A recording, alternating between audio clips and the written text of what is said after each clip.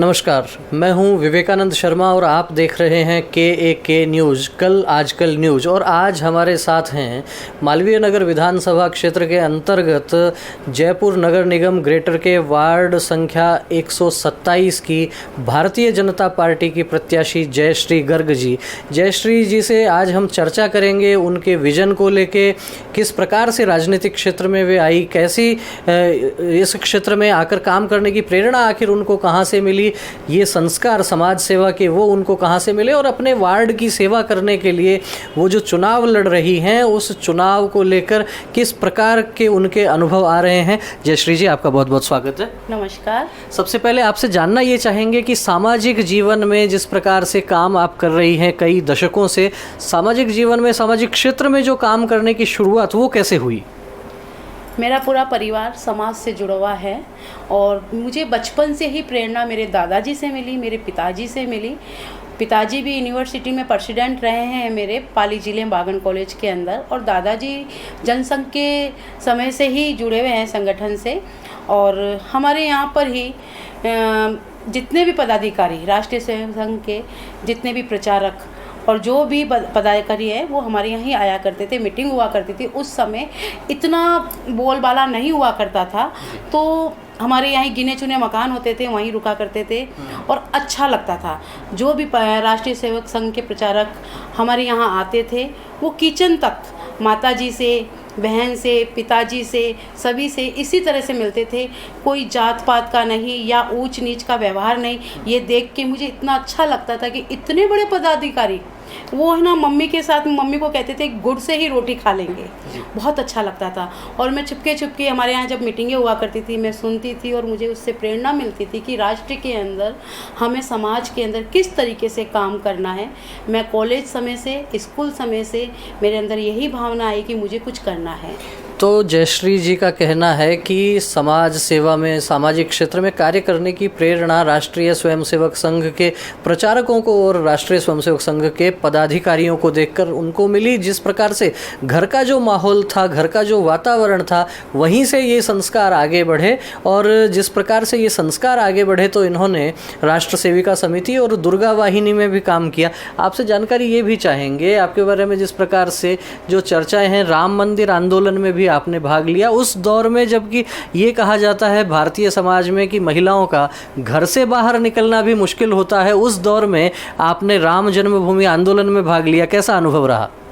देखिए, उस दौर में आप हकीकत कह रहे हैं कि उस दौर में महिला और लड़कियों को बाहर निकलना बिल्कुल भी अनुमति नहीं हुआ करती थी। लेकिन मेरे दादाजी मेरे प्रेरणा स्रोत हैं, आदर्श हैं। उन्होंने तो मुझे, मैं बताना चाहूँगी, उन्होंने तो मुझे ये कहा, बेटा शादी मत कर, देश की सेवा कर। मेरा गर्व का विषय है। लेकिन एक माँ होती है जो, हर माँ चाहती है कि बेटी का विवाह हो।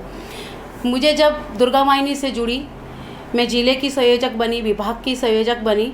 उसके बाद में हम लोग विस्तारिका निकले। 5 साल के लिए हम विस्तारिका के रूप में काम करा, जगह जगह पूरे राजस्थान में हम घूमे, काम किया। और जब अयोध्या का मसला चला उस समय हम सबसे पहले तो हमने तिलक करके कार सेवा में भेजा। उसके बाद में हमें लगा हम क्यों नहीं जा सकते, हम भी जाएंगे, हम क्यों नहीं जाए। हम लोग गए, जिले में से बहुत सारी बहनें हमारे साथ में गई और इतना अच्छा अनुभव हुआ। एक मन में जोश आया, मन में एक आग भी लगी, क्यों हम हिंदू हैं और हिंदू मंदिर के साथ में ऐसा क्यों, जो हमारे आदर्श है, पुरुषोत्तम पुरुष है, उसके लिए क्यों नहीं लड़े हम। बहुत अच्छा अनुभव हुआ। उसके साल भर बाद में भी गए हम, और आगे भी इसी तरह से हमारा सहयोग रहेगा अयोध्या मंदिर के लिए। तो जिस प्रकार से राम मंदिर आंदोलन में जयश्री जी की भूमिका रही, उस पर भी इन्होंने प्रकाश डाला। अब आपसे जानकारी ये चाहेंगे, क्योंकि अब आप राजनीतिक क्षेत्र में काम कर रही हैं, काफ़ी समय से काम कर रही हैं, बाल आयोग में भी आप सदस्य रह चुकी हैं, भारतीय जनता पार्टी में महिला मोर्चा में तमाम तरह की आपने जिम्मेदारियों का निर्वहन किया है। वर्तमान दौर में राजनीतिक स्थिति की बात करें और ख़ासतौर पर चुनाव का समय है, चुनाव में जिस प्रकार से जातिवाद का कार्ड चलता है, उसको लेकर क्या कहना चाहेंगे? मेरा विवाह 2000 के अंदर हुआ और मेरी सासू माँ भी, मैं किस्मत वाली हूँ कि पियर में भी मुझे सहयोग मिला और ससुराल में भी सहयोग मिला। मेरी सासू माँ भी भारतीय जनता पार्टी की कार्यकर्ता रही और उन्होंने भी बहुत काम किया, तो मुझे उन्होंने रोका नहीं, मुझे काम करने के लिए प्रेरणा दी कि बेटा काम करो। मैं काम करी, वार्ड से लेकर मंडल और शहर और प्रदेश में सभी पदों पे मैं रही और उसके बाद में भाजपा सरकार के अंदर बाल आयोग की मैं सदस्य रही और अभी मैं वर्तमान में महिला मोर्चा में प्रदेश मंत्री हूँ।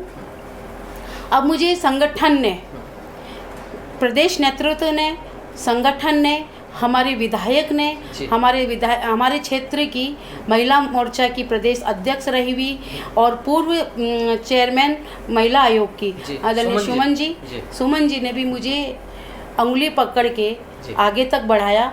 मैं उनको नमन करती हूँ, हमेशा मैं उनको दिल में रखती हूँ। उन्होंने मुझे हर मोड़ पर आगे बढ़ाने की कोशिश करी और इस समय भी मुझे वो आगे बढ़ा रही हैं। इस समय चुनाव को लेकर जाति के लिए आपने पूछा, ऐसे हमने तो जो संगठन से सुना है, जाति पाति कुछ भी नहीं होती है, हिंदू बस हिंदू देखा है, ऊंच नीच कुछ भी नहीं देखी, हमें सिखाया ही नहीं गए।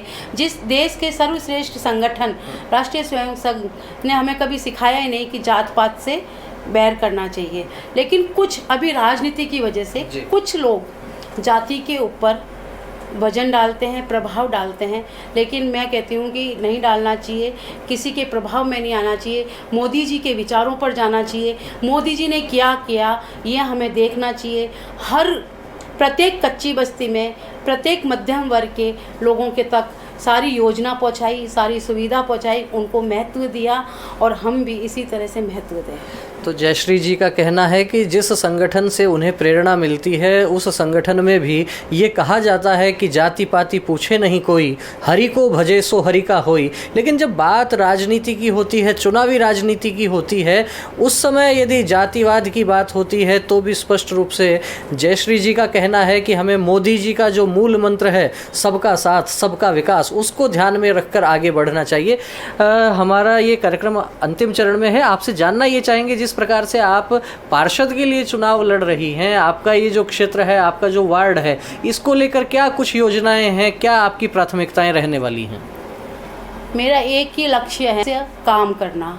मैंने जब भी ये सोचा कि नगर निगम का चुनाव लड़ना है, उसमें मेरे मन में एक ही ध्येय था कि मेरे यहाँ से एक भी व्यक्ति निराश होकर नहीं जाए, मैं सभी के काम आऊँ। जैसे सीवरेज की बहुत बड़ी समस्या है यहाँ पे, उसको सबसे पहले सॉल्व कराने की मैं पूरी कोशिश करूँगी। जैसे सड़क, पानी, बिजली और अनेक तरह की, मेन है सुरक्षा।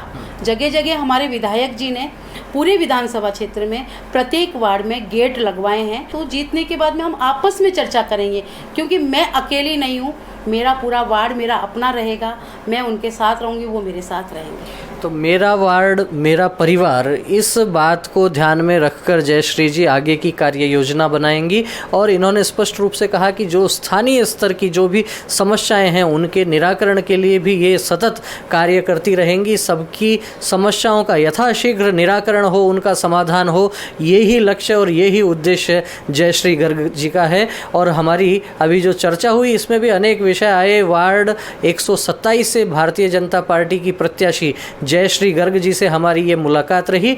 आपको यदि हमारा ये वीडियो पसंद आया हो तो आप कमेंट कीजिए। आपको यदि जयश्री गर्ग जी के इस विचार से, इस साक्षात्कार के संदर्भ में आपके कोई विचार हों, वे हमें कमेंट बॉक्स में भेजिए। बहुत बहुत धन्यवाद। नमस्कार।